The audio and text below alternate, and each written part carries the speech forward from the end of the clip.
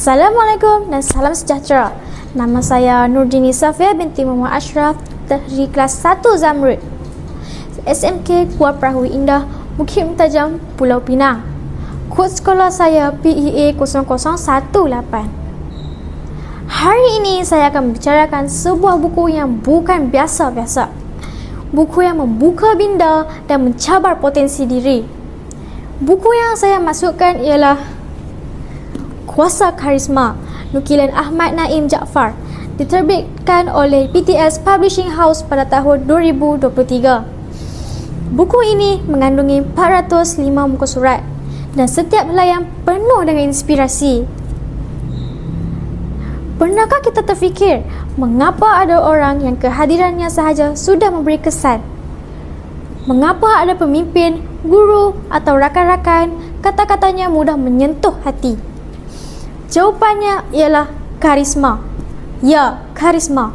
Dan menurut penulis, karisma bukan anugerah semula jadi.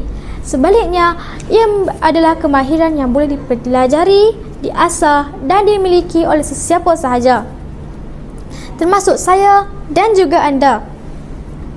Dalam buku ini, penulis memperkenalkan prinsip 4E, iaitu empati, keupayaan memahami perasaan orang lain; etika, berpegang kepada nilai dan prinsip; energi, sentiasa bertenaga dan positif; dan ekspresi, cara menyampaikan mesej dengan jelas.